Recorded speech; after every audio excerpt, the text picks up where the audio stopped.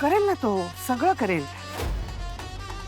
कसं आहे, त्याने चूक केली आहे म्हणजे शिक्षा त्याला भोगायलाच लागेल ना.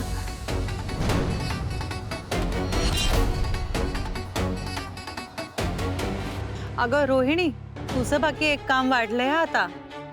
हा रोज नीट स्वच्छता करतो ना, साफसफाई करतो ना, हे बघायचं आणि ते करताना त्याचे व्हिडिओ काढायचे.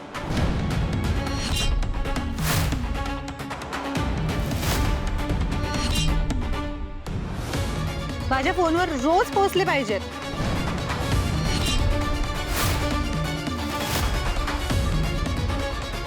आणि आणखी एक, माझ्याकडनं तुला शिक्षा राहिलीच आहे.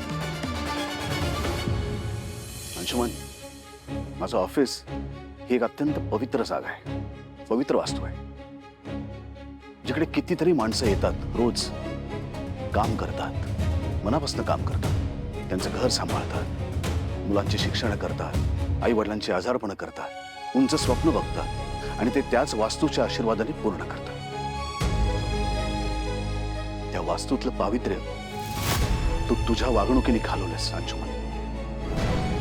अत्यंत घाणेरडं काम तू त्या पवित्र वास्तूमध्ये केलंस. त्यामुळे यानंतर तू त्या वास्तूमध्ये परत कधी जायचं नाहीस.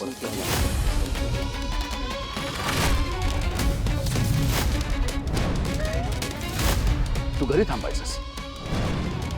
ऑफिसची पायरी सुद्धा चढायची नाही. पायरी सुद्धा.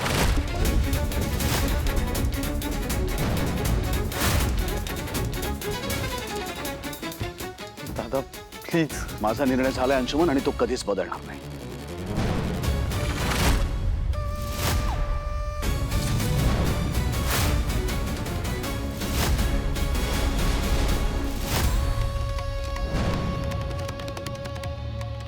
स्वानंदी मॅडमने दिलेली शिक्षा अंमलात आणली.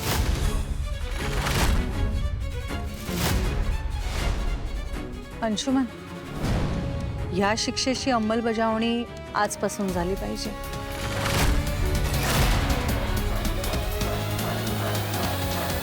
आजपासून का उद्यापासून करेल ना तो. नाही अर्पिता, आजपासून म्हणजे आजपासूनच.